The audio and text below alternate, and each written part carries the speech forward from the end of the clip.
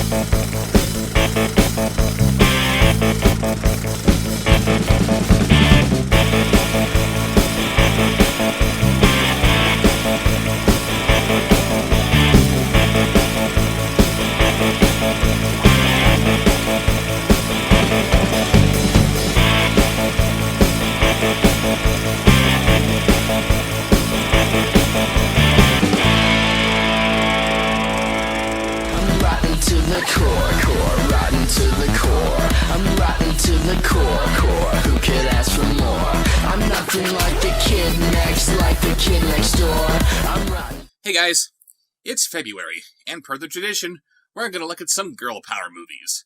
And what could be more apropos for girl power than Descendants, the story of all your favorite Disney villains and their children being ruined for generations to come.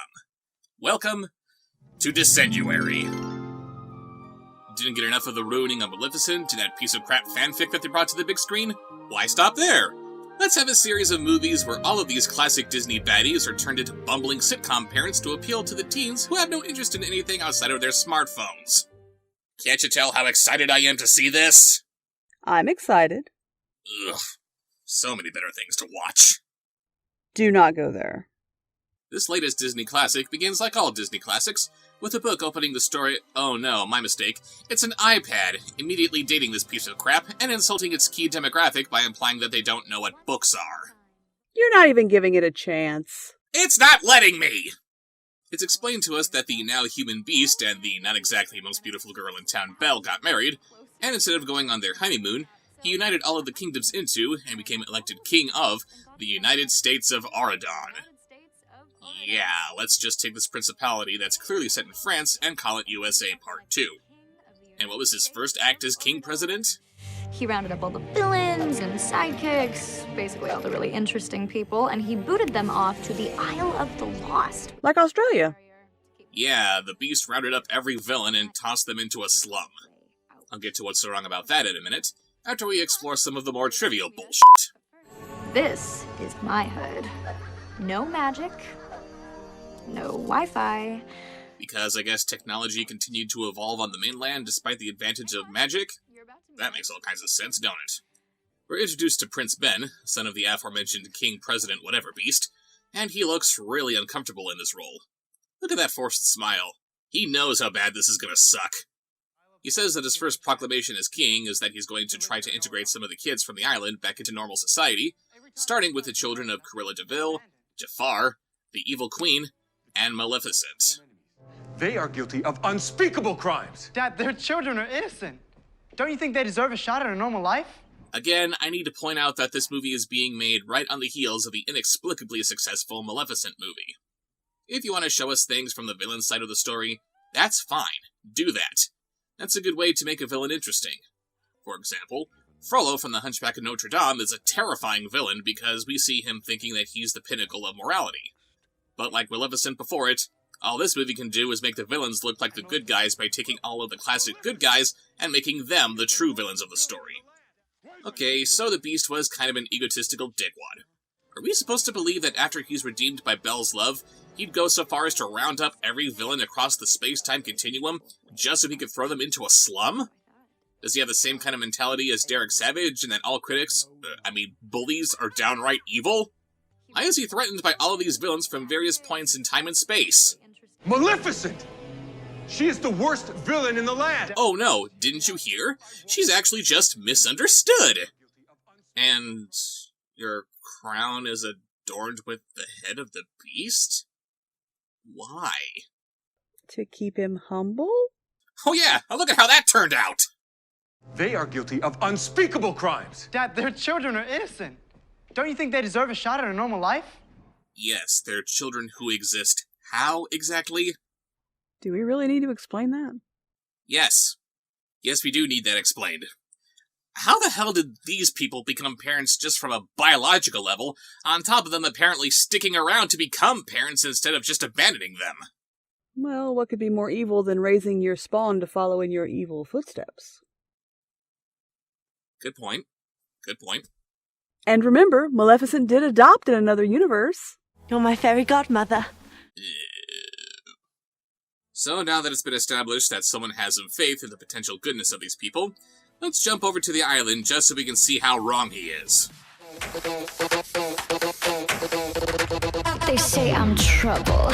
They say I'm bad. They say I'm evil. And that makes me glad. Oh goody! It's a musical! So yeah, these kids, Mal, Evie, Jay, and Carlos, are all reveling in their evilness. I'm sorry, I just can't get over this. How did these kids come into existence? How do these people become parents? Why would the Beast round them up from their own nations and time periods and put them all here? Because he wanted to make the world a safer place?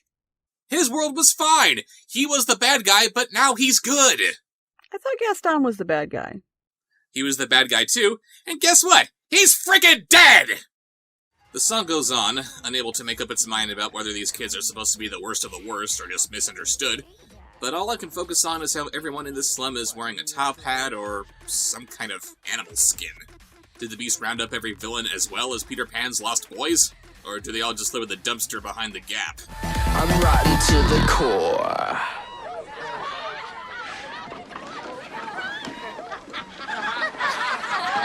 Oh my goodness, she stole candy from a baby? Do you think they might be the bad guys? Okay, that was kind of cliche. What's worse is that she doesn't even try to give the candy back after poisoning it or something. Anyway, it's time to meet Mal's mother, the mistress of all evil herself. Hi, Mom. Stealing candy, Mal. So disappointed. That makes all of us. Stealing candy, Mal. F*** this movie. Seriously, Kristen Chenoweth is a good actress, good singer, but no! Maleficent is tall, regal, elegant. As much as I hate the Maleficent movie, I will happily admit that the casting of Angelina Jolie couldn't be any more perfect. But Kristen Chenoweth? Do they think they were casting Tinkerbell? No, this is a brand new character. Maleficent. Give it back to the dreadful creature. Did the movie just listen to me about the whole giving the candy back to the baby thing? No, it completely pussed out. She's supposed to be evil, not disgusting. Anyway, she tells them that they've been enrolled at the Aradon Prep School, much to their dismay.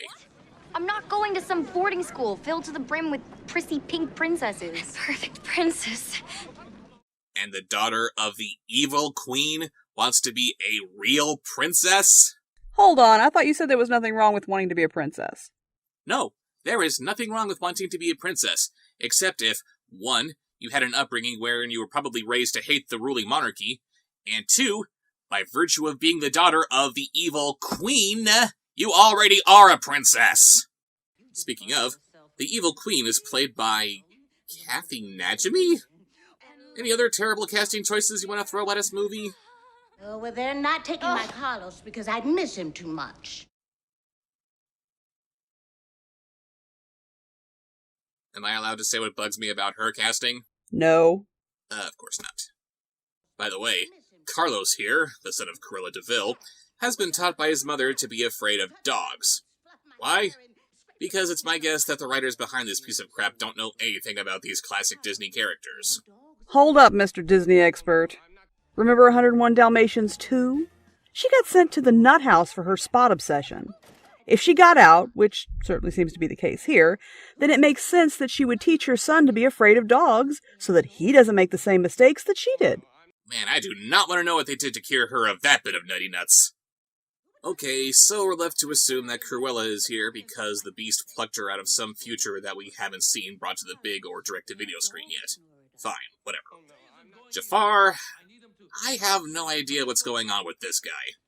My major beef with him being here is that he's supposed to have been destroyed after he was transformed into a genie. It was pointed out to me by my latest guest writer, Gabriel King Gabe Johnson, that Jafar was brought back to life somehow in the Hercules animated series. But then that series also features Hades, who's trying to kill Hercules before he'd logically know about him in the movie, so I have no clue what's going on with that continuity. Anyway, now Jafar is a thieving shopkeep trying to teach his son the family trade, because when you used to be a royal official who wormed his way to the top, of course he'd settle for being a lowly merchant instead of trying to exploit whatever kind of hierarchy exists in this place.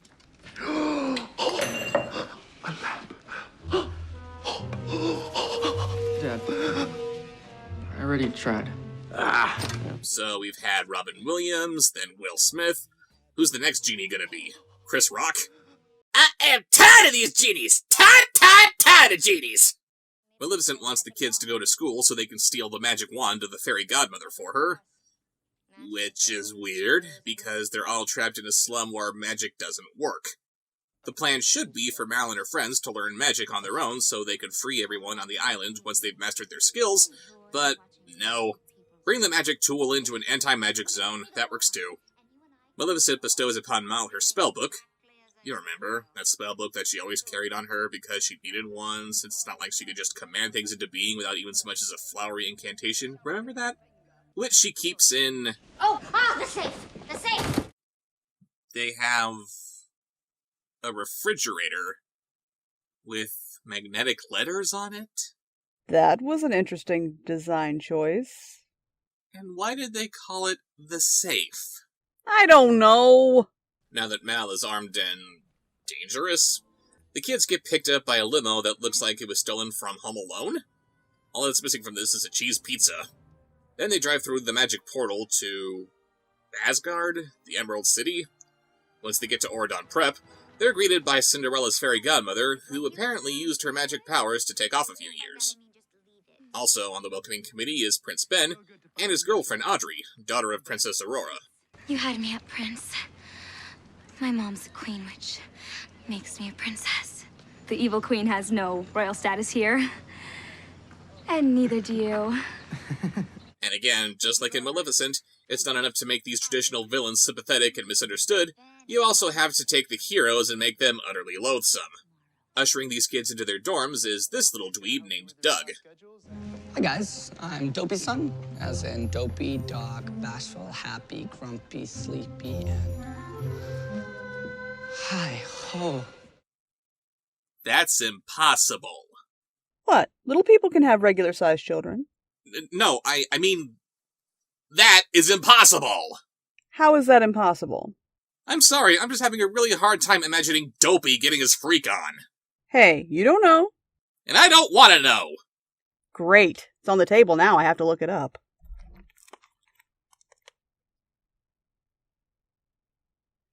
Hi-ho! Mal is chomping at the bit to get to the...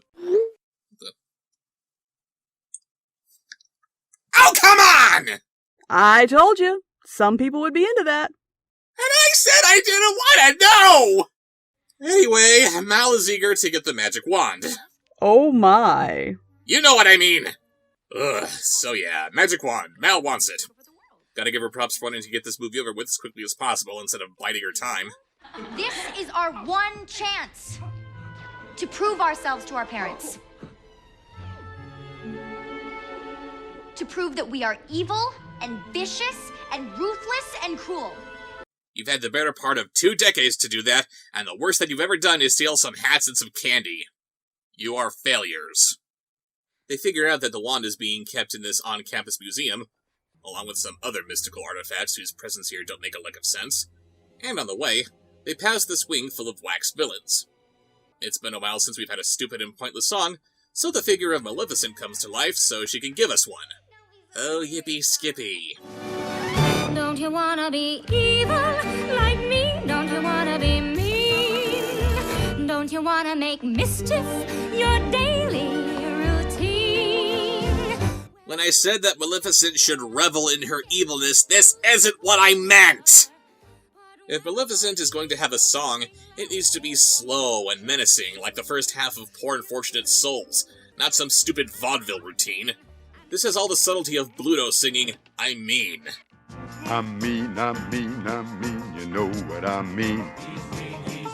I have tried my whole life long to do the worst I can. And this is the worst you can do? This is embarrassing. She finally stops humiliating herself just in the nick of time. Hey! I found the wand. Let's go. Yeah, apparently that whole number happened in the blink of an eye. I can relate. I have musical numbers popping up into my head all the time. You start off by pretending you're a dancer with grace. You wiggle till they're giggling all over the place. And then you get a great big custard pie in the face. Make 'em laugh, make 'em laugh, make 'em laugh. Okay, back to the review. They find the magic wand just floating around, making me wonder why the fairy godmother doesn't just put it away into its pocket dimension if she doesn't need it anymore. But when they try to take it... A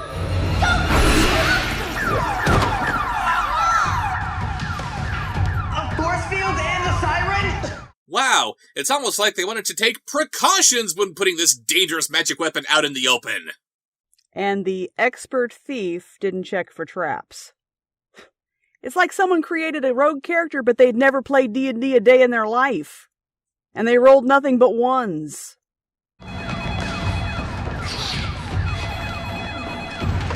Hello? Just give me 1 second, 1 second.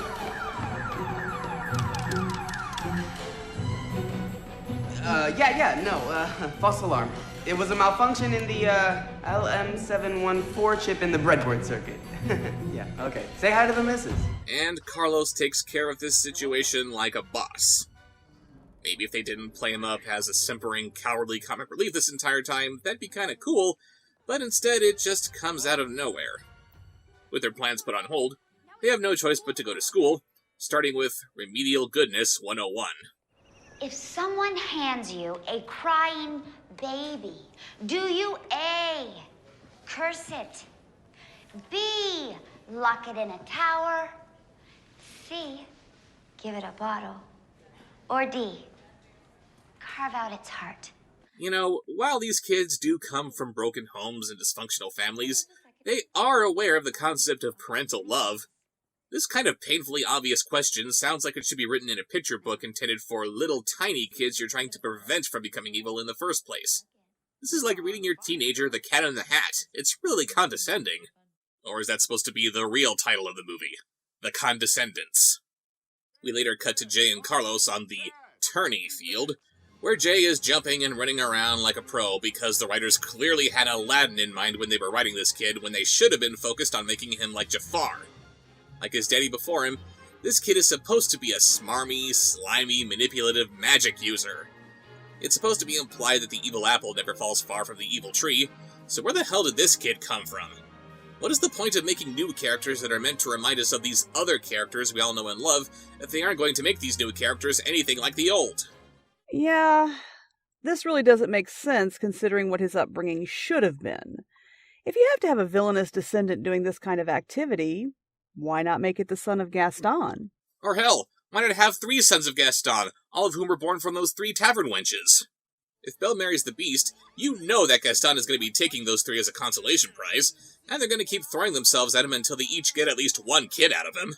Then you have these gorgeous kids who grew up to be dumb as bricks, extremely vain, but they're all captains of the sports team, allowing them to coast through life.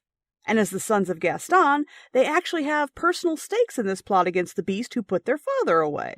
But nah, just write an Aladdin ripoff character and call him the son of Jafar, because that makes sense, doesn't it? After practice, Princess Audrey, who is also a cheerleader, of course, gives her 2 cents on the situation.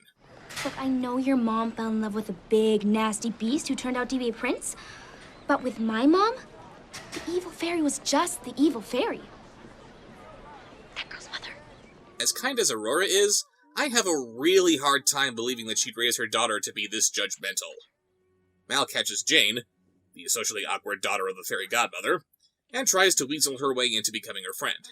I was just kind of hoping to make a friend. You probably have all the friends you need, though, huh? Because having friends is cool! Jane is really insecure about herself, thanks in no small part to her mother doing absolutely nothing to help her with her image issues, what the hell. But Mal helps her out by magicking up a new hairdo for her. Mal says that she might be able to go further if she had the fairy godmother's wand, but hang on. Jane is being manipulated into giving Mal her mother's magic wand? Why isn't the son of Jafar doing this? Maleficent doesn't manipulate. She extorts people into giving her what she wants, and I'm pretty sure she'd instill those same methods into her offspring. Meanwhile, in science class, Evie is using this little sliver of her mother's magic mirror to cheat. What is the average atomic weight of silver? Let's see. How do I find the average atomic weight of silver? That would be 106.905 times 0.5200 plus 108.905 times 0.4800, which Mr. Delay would give us 107.9 amu. As the daughter of an insane alchemist who's hell-bent on spreading her own brand of evil throughout the world, using her daughter as the tool of its destruction, why wouldn't she know the atomic weight of silver? Seems like she'd want to know that kind of thing if she ever wanted to come up with some diabolical potion, you know? And the teacher here has absolutely no reaction to her looking down at her hand as she's doing this. I'm just going to ignore the very obvious mirror that you're using and allow this. Now let's jump over to Carlos to see how they're further messing up his character. No, stop! Carlos! Ben! Ben! Ben, help me! This thing is a killer! He's gonna chase me down and rip out my throat! This is a vicious, rabid pack animal! Hey, who told you that? My mother! Carlos, you've never actually met a dog, have you? Of course not. Dude, meet Carlos. Carlos, this is Dude. He's the campus mutt. I hate the dog now. Because his name is Dude. And why isn't this dog a pit bull or something traditionally scary? This movie is about looking past exteriors and finding the goodness within, right? Why not have Carlos here be chased by a scary dog, only to find out that he's not that bad? You're a good boy, aren't you? And just like that, his fear of dogs is completely gone. Years of psychological conditioning down the toilet. Until the next movie. Does he have to pee? Shut up. I guess you guys have it pretty rough on the island. Yeah, can't you tell by his perfectly styled hair? And I'm sorry, but aren't dogs supposed to bark and growl at the bad guys? Ah, but you forget. By the end of the movie, they're going to be the good guys. Hashtag not my villains. Oh my god, these stupid Disney teen movies have me talking in hashtags! Blah blah blah, more subverting expectations, yet still being completely predictable, as Prince Charming's son Chad coerces Evie into doing his homework for him. Then we meet Mulan's daughter Lonnie, spelled L-O-N-N-I-E, as opposed to L-A-N-I, which might be Chinese. I love what you've done with Jane's hair. Do you think you can do mine? Why would you care about that? Mulan doesn't care about conforming to traditional gender roles. Why is her daughter so girly-girly? I thought these kids were supposed to be chips off their respective old blocks. Or are we all just seeing them rebelling in the most blatant ways possible? Carlos likes dogs, Jay takes after Aladdin more than Jafar, Mal is a manipulator instead of a despot, Evie wants to be a traditional Disney princess, Dopey Jr. is intelligent, articulate, tall, and bold enough to ask out the fairest of them all, and Lonnie is wearing pink? What the hell are you trying to say, movie? I'm thinking we lose the bangs, maybe some layers, and some highlights. No. I want it cool. Beware for swear. Replace the old with cool hair.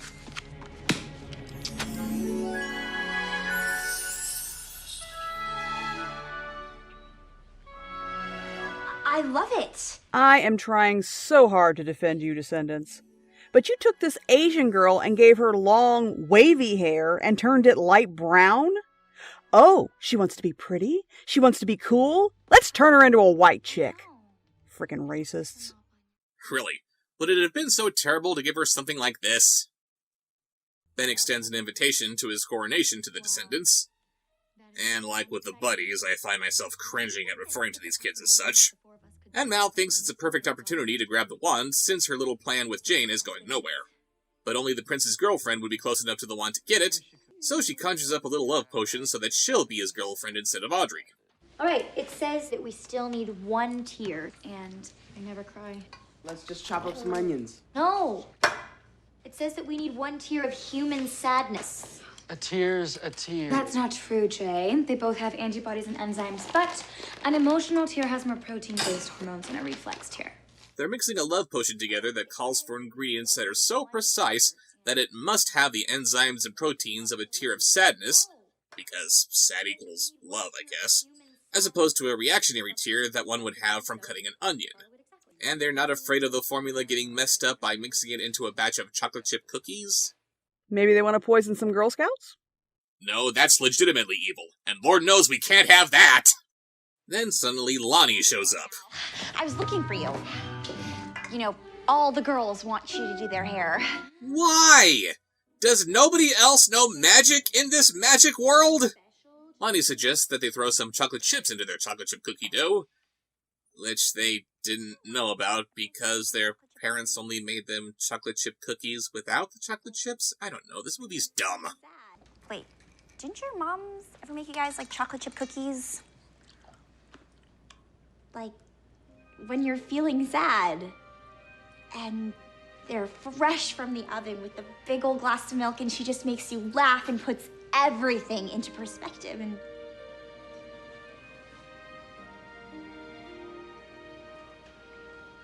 Why are you all looking at me like that? It's just different where we're from. Yeah, I know. I just, I thought even villains love their kids. Yes. Yes, they do. Stop looking at her like she's got lobsters crawling out of her ears. This lack of cookie love makes Lonnie cry the tear of sadness that they need. Ugh. Mal gives one of the cookies to Ben, and he does indeed fall head over heels in love with her. There's something I'd like to say. I love you, Mal. Did I mention that? Give me a beat! Uno, dos, tres, cuatro! Did I mention that I'm in love with you? And did I mention there's nothing I can do? Great, he turned the movie into Grease. My love for you is ridiculous. I never knew that it could be like this. My love for you is ridiculous. My love is R-I-D-I-C-U-L-O-U-S. It's just, and I would give my kingdom for just one kiss. And that is what Mal should be focusing on. Really? Your entire kingdom for one little kiss? If you did that, I would be the happiest girl in the world. It's just, and I will give my kingdom for just one kiss. Come on now.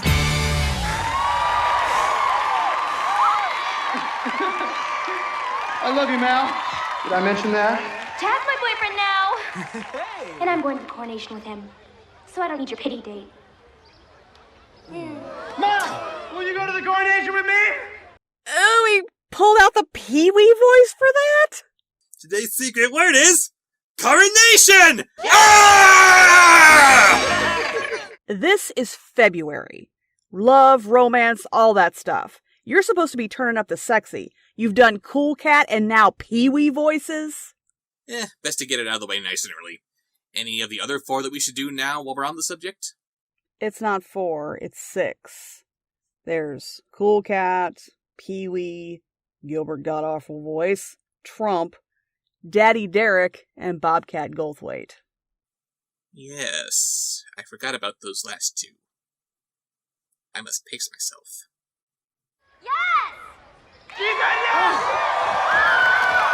Let's go, Ben! The whole team's waiting for you. I feel really sorry for Audrey. You do? Yeah. I feel like if she were talented like you and she knew how to sew and knew beauty tips, that she wouldn't need a prince to make her feel better about herself. No. These girls do not make themselves feel better by building each other up. Evie isn't getting Chad like she wanted.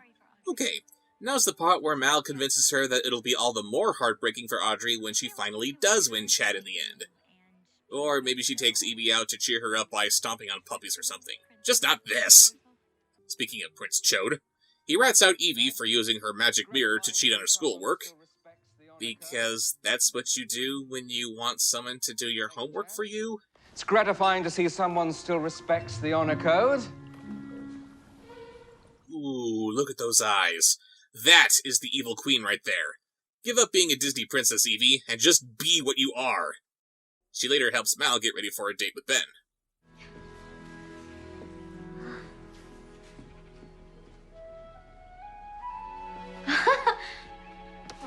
I know. I would say it. Not hideous. Not even close. 1, you look exactly the same.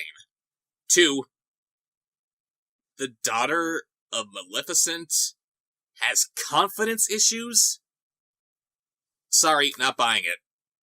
Maleficent Jr. knows that she's all that and a bag of evil chips. She's never felt hideous a day in her life. Going back to my original theory about how these writers have never seen a single Disney film in their entire lives. Ben takes Mal out for a picnic in the woods via a little scooter, because taking her away on a white horse isn't an option.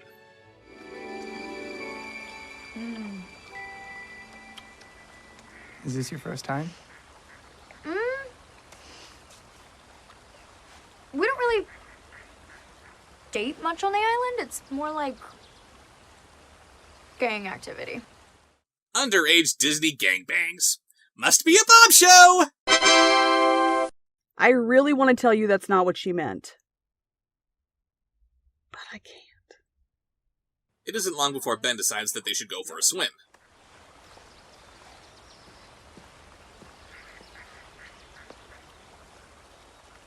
Are those little crowns on your shorts? This girl's supposed to be goo goo gaga over this guy's washboard abs, and she's looking at the pattern on his shorts? Because getting Disney characters wrong just wasn't enough, they had to get teenage girls on the whole wrong too. And Prince Ben should have done a 10-point dive, not a freaking cannonball. You're complaining about the inconsistencies of a character who doesn't even have anything previous to which to compare him. I love you. I still think these movies have a great deal of potential. Yeah, hang on to that while you can. After singing another cringingly engineered pop song about how she doesn't know what she's feeling, she notices that Ben hasn't come up for a while. She jumps in to save him, only so that he can end up saving her. Really, Mal?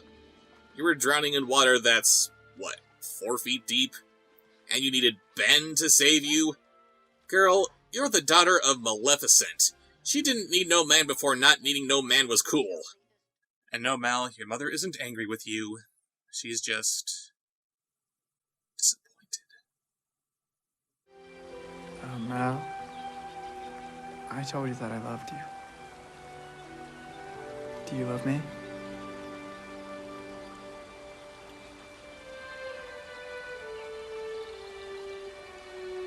I don't know what love feels like. Maybe I can teach you.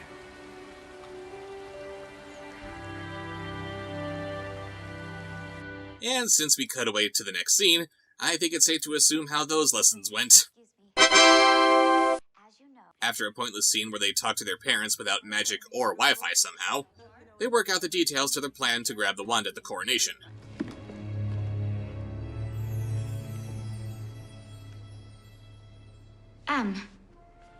You want to break Ben's love spell?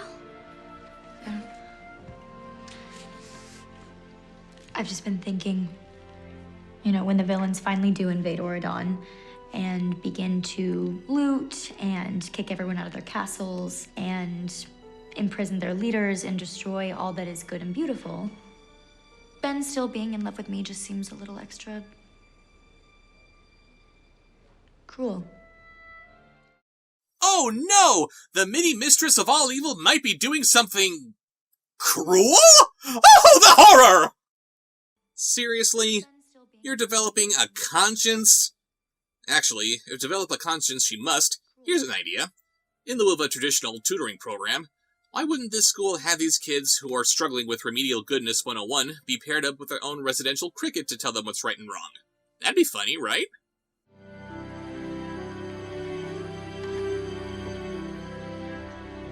Oh, just say it already. Riff-raff, street rat, I don't buy that. Yeah, these kids are at a moral quandary somehow because all of 3 people have been nice to them in this whole damn school. Shouldn't they be as thirsty for revenge as their parents? The next day... Ma chère mademoiselle, it is with deepest pride and greatest pleasure that we welcome you tonight. And now we invite you to relax. Let us pull up a chair as the dining room proudly presents your dinner. Be our guest, put our service to the test. No! No, no, no, no, no! I already suffered one horrible Beauty and the Beast remake. I don't need another one full of pop music! And Doug the Dopey Second is in this group. Why don't they have a musical group made up of the dwarves' kids? Seriously, an a cappella group made up of the 7 dwarfs? Get on it, Disneyland.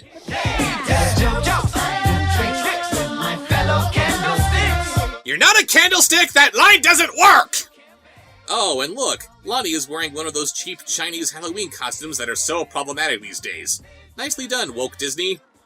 Everyone is gathering for the coronation, which is being brought to us by none other than Snow White herself. Oh, Fairy Godmother is looking radiant, but what is happening with Jane's hair? What is going on with your characterization? Snow White doesn't judge anyone! Ben reveals to Mal that he knew that she put a spell on him that washed off as soon as he jumped into the enchanted lake. How convenient. But he likes her anyway, because of course he has to. Aww, blech. So Ben is crowned king, but then an unseen hand steals the magic wand and all hell breaks loose. Watch, it's gonna be Jane who's going all carry on everyone's asses. The barrier is broken. We're free. Scepter. Really? You couldn't just lean over and grab it? Scepter, now!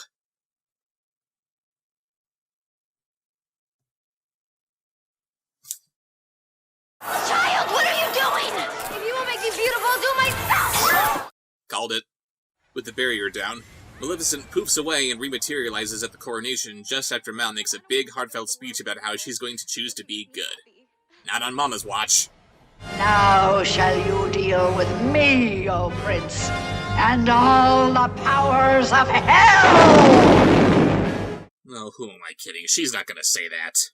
Fear me, 'cause I'm evil. Squeak! Let's be fair and see how this plays out. Maybe she'll open with her traditional, well... I'm back! Or maybe she'll do an homage to Independence Day. Oh, boys! I'm back! Wand me. Chop, chop. No! Bippity boppity. Wait a minute! The fairy godmother bibbity-bobbity-boos Maleficent, but Maleficent just brushes it off? Are you telling me that Maleficent's magic is more powerful than that of the fairy godmother? Well then what the hell have they been doing trapped on the island this whole time? Fairy godmother puts up the barrier, Maleficent says, yeah, no, we're not doing that. And then she just poofs it away because apparently she can! Ugh, Mal grabs the wand from Maleficent, but that doesn't matter since it's already been established that her power is greater anyway, and she just turns into a dragon. There you go, baby, you got your dragon! It's not the same. Yeah, I know. I'm sorry.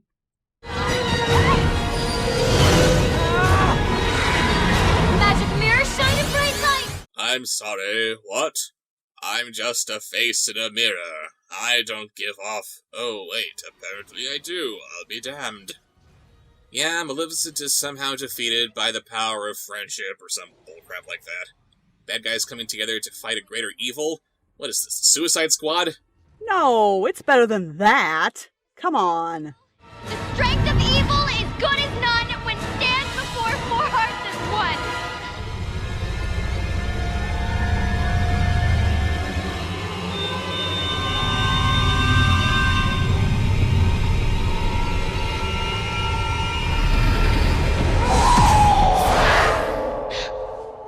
You gotta be f***ing kidding me.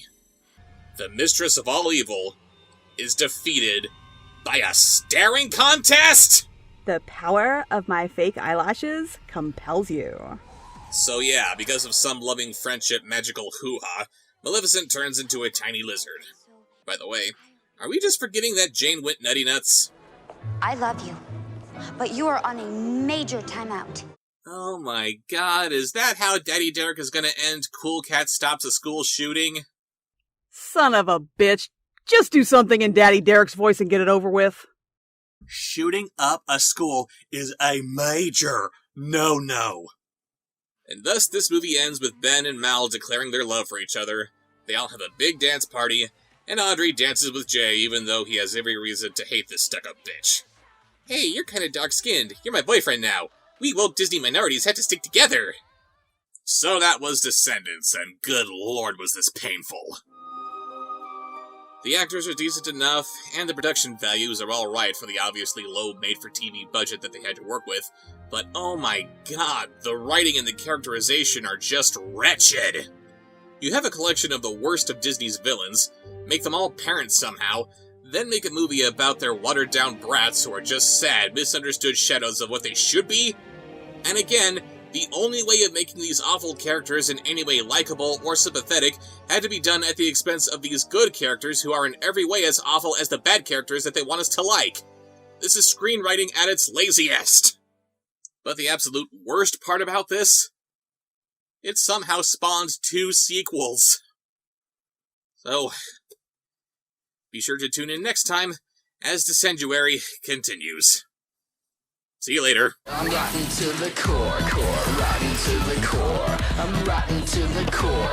Who could ask for more? I'm nothing like the kid next door. I'm rotten to the core.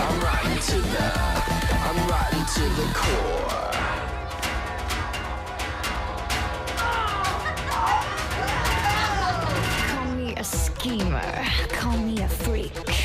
How can you say that? I'm just unique. What, me a traitor? Ain't got your back? Are we not friends? What's up with that? So I'm a misfit, so I'm a flirt. I broke your heart, I made you hurt. The past is past. Forgive, forget. The truth is, you ain't seen nothing yet.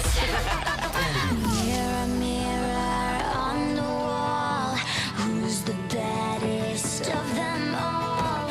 Welcome to my wicked world. Wicked world. Come on.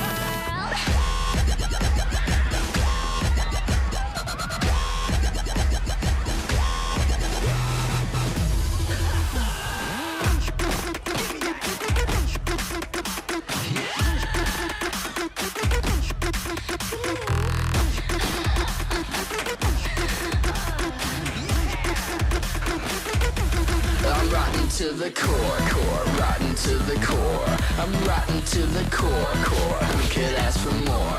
I'm nothing like the kid next door. I'm rotten to the core.